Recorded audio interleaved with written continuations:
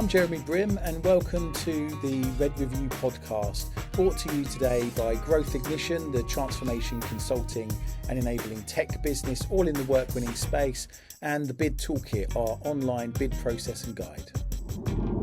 So hello, I've got a long drive home, so with not a lot better to do, I thought I would talk you through what we're up to with this Double Your Margin campaign. So we've realised through our client work and through our research that there have been a number of times, I think we've got 6 case studies now across when I was employed, when I was a board director of a business, and then since I started Growth Ignition nearly 7 years ago, where we have taken businesses or big business units of bigger businesses on a journey, and they have doubled their margin in pounds and pence across that journey or subsequently, using our methodologies and our tools. And so it was about time. I've been busy for the last few years working with lots of great people, delivering lots of training and coaching people and doing bits of transformation, but we've not really tied it together as a proposition to the marketplace, and we've not really been overt in what our capabilities can do for our clients. And so I'm going on a bit of a journey with you in real time, I guess, where we're starting to articulate that better. And so, as you might have seen on LinkedIn, I'm doing a series of between 4 and 8 minute videos, taking you through some of the elements. It started with me and a whiteboard where I'd walked a client through a funnel end to end, and how to in effect go on a journey to scale their business and ultimately make it much more profitable. And so I can talk you now through some of those key steps, but we've been doing it through the series of videos. But yeah, I thought I might as well, while I've got some time, talk you through how it all hangs together again and signpost people that haven't seen some of the content to it. So fundamentally 500 people a month in the UK search for the term bid writing training or a variant of it on Google, and what we find is that is because they are losing tenders, and they think it's because they don't know how to write them well enough, or certainly that's a component of what they think is impacting their win rate. And that's true, but it's only really 20% of the problem. Where the problem really lies is further upstream, all the way back up at the top of the funnel. So what does he mean by funnel? So fairly simply, the key steps in a funnel for a business to business or a business to government organisation, at the very top of the tree, the opposite end of the funnel, is a business plan, a properly market research business plan that tells the business where to fish for work in what ponds. So where is the money going to be with who, and where should we therefore go prospecting for it. That then acts as the North Star for the business, and enables you to stay focused and only pursue business with the right sorts of clients in the right kinds of markets, and we'll come to that in a bit. That then informs your marketing and events strategy and planning, and so we should basically try and join the dots throughout the funnel so there is as least wastage and energy is dissipated least, and remains focused on those key clients and that key pipeline of work as much as possible. And so your marketing and events activity should be focused on account-based marketing, where you're funneling all of your energies, all of your marketing activities to the clients and their other stakeholders, who in effect are the decision makers on your bids that come later on. So when you tot up all of the opportunities from the market research and from your current pipeline, let's just say that's 100 opportunities. For every one of those opportunities, there will be 5 people that ultimately read and score your bid, or ideally actually read and receive and sign off on your proposals for a negotiation is the optimum solution. But if you do have to competitively bid it, there's going to probably on average be 5 people that read it and score it. We need to know who all those people are, and there will be massive crossover across your pipeline because there'll be similar consultants or stakeholders on a number of opportunities. And then we can build campaigns to engage and influence them, ideally far before tender. So rather than the standard model in businesses like these, to wait for tenders to slap you in the face and then bid as many as you can that come over the hill when they hit you, and perhaps you'll win 25% and you'll think that's successful. Actually, we can get far ahead of these opportunities, bid them much more effectively, have much higher win rates and much lower cost of sale net in doing so. And so marketing wise, lots of people get a bit lost with marketing, because when we think of marketing, we think of B2C marketing, business to consumer, where people are trying to sell us a phone or a watch or a car. And that's what I've done a podcast in the past with Darren Carter from Morgan Sindall on the difference between that and B2B, B2G marketing, where we are trying to influence complex groups of people who have objectives. They have a governance envelope. It's much more rigid. There's a lot more goes into it in different ways. The energy in marketing to businesses and government departments is very different. And so that needs to be thought through, and how you do that, creating educational events, sitting that prospect between a happy client of yours and perhaps your project director or contract leader, all of that kind of stuff. You can facilitate human contact between your people and theirs, start building trust far before a tender ever comes out. You'll be wildly more successful. So that leads us nicely to key account management. So as we've talked about in our other videos, what we're finding is I'm on my 18th client in a row where 80% of their margin is coming from 20% of their clients on average. No one has been more than 3 percentage points out either way in those stats.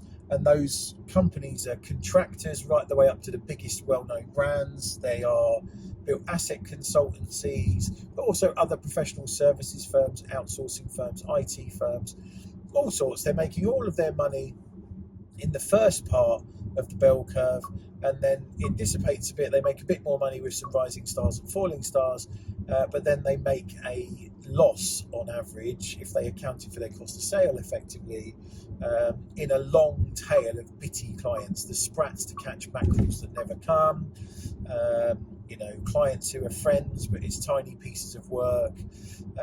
It's a bit of a fool's errand. And particularly, I'm talking to my clients more and more these days about the fight for talent and its impact on our decision making and how we steer the business. If you're in construction, which a lot of my audience are, 500,000 people are going to retire out of construction in the next 10 years.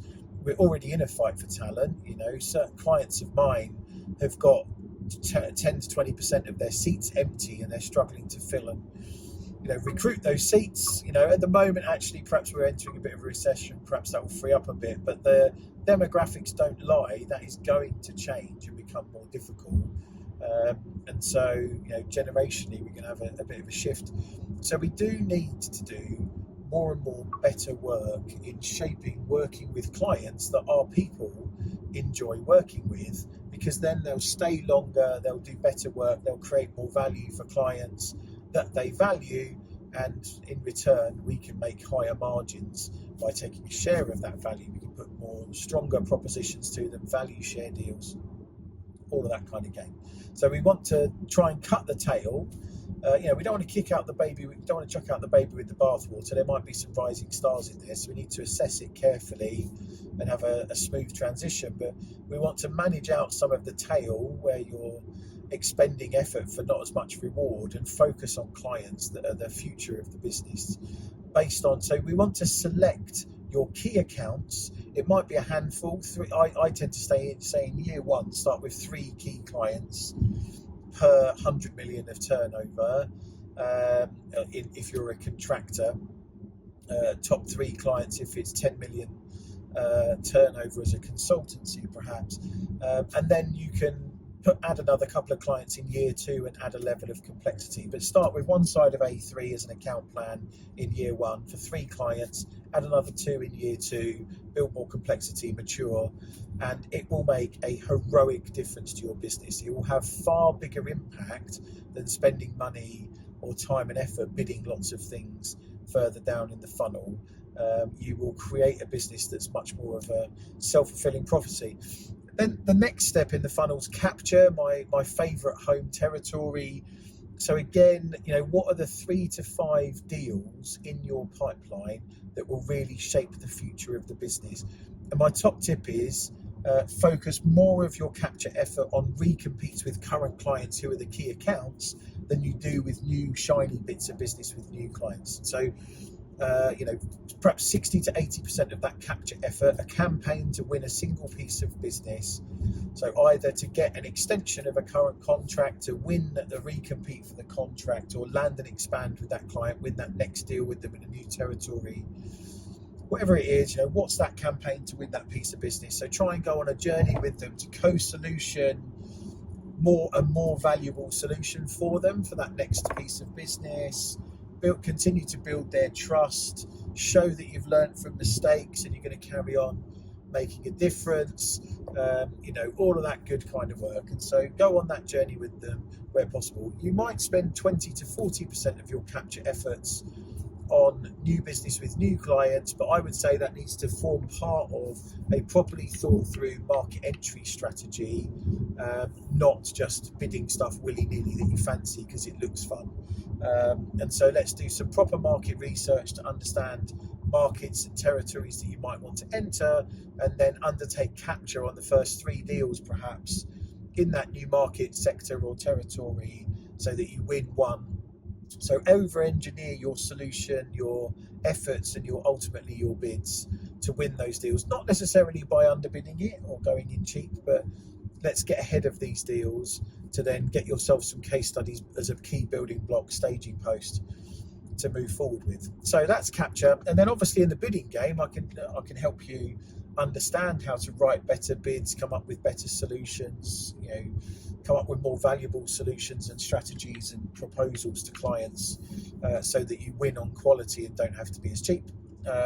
We can talk about price to win and all of that kind of stuff. We can upskill your people in how to perform in the end game, and that's all cool. Provide tools, etc. We want all of your people who will touch a bid or a proposal match fit at that moment in time when it lands. And that's cool. But then there's the next step that I'm going to be doing much more work on with the support of my wife's business, Marketing Mixology, actually, in client experience. So you've won the piece of business, you're into delivery.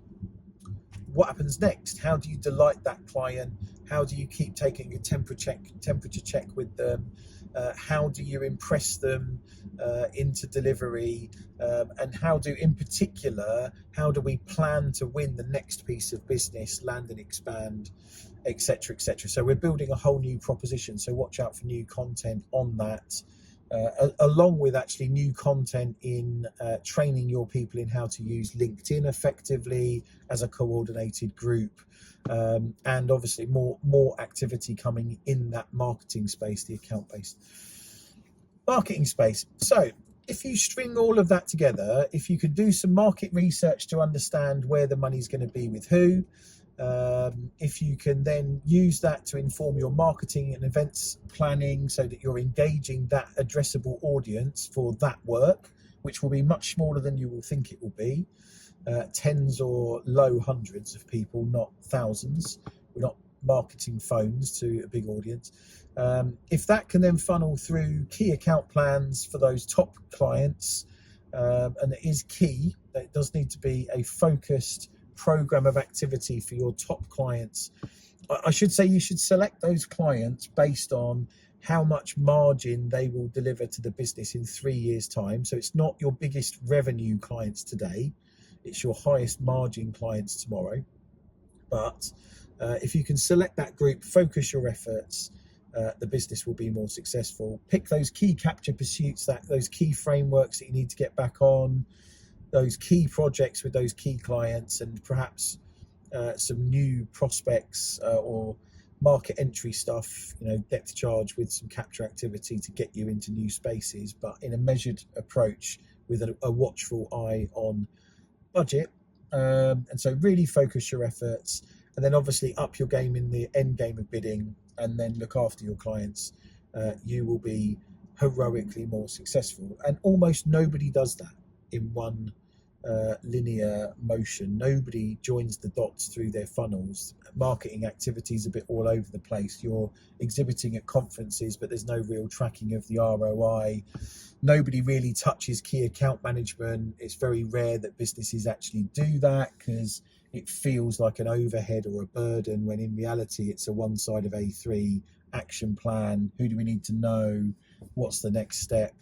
It's a half-hour Teams call once a month, and perhaps an hour with a sponsor on it once a quarter. It's not rocket science. Same with capture. So it's all about focus. I've been spending a lot of time with clients, the boards of clients. I'm just driving back from a board meeting with an interesting specialist contractor, where I've helped them realise that they don't need to bid loads of public sector work. They don't need to work with rubbish clients on rubbish terms. They just need to look after the clients they've got and find a prospect with 3 key prospects to convert one of those to being a key client, and they will smash their numbers to bits. Their business will be worth a multiple more than it would have done, and they'll have a nicer life. And the same applies to you guys, whatever business you're in, whether you're an owner or whether you're a member of staff just looking to have a better time. Let's focus those efforts through the funnel. So do reach out if you'd like to talk about any of that. I'm available to give talks about that and the components of that at leadership development conferences or forums you have in your business. You're welcome to grab a Teams call with me, with leaders in your business, to talk them through that and components of it and how it applies to your business and your world. And we can get more meaningfully engaged as appropriate. I'm looking for a small number of clients to really partner and work more seriously with on this stuff in the next year or two. So I'm open to conversations with companies about partnering with them to drive these programs through a bit more hands-on. But largely speaking, I'm open to more consultative coaching opportunities to work with businesses to help them shape these funnels and ultimately be much more successful. As I say, we've got 6 case studies where we've doubled the margins of these businesses, and they've gone off into the future on a more sustainable, predictable growth trajectory that's continued over time. So, this is how successful businesses are run at the front end. It would be great to hear from some of you. Let me have your comments as well. Come back to me, send me a DM, comment on a LinkedIn post. Let me know how you feel about this stuff. Does it make sense? Do I need to break some of it down more?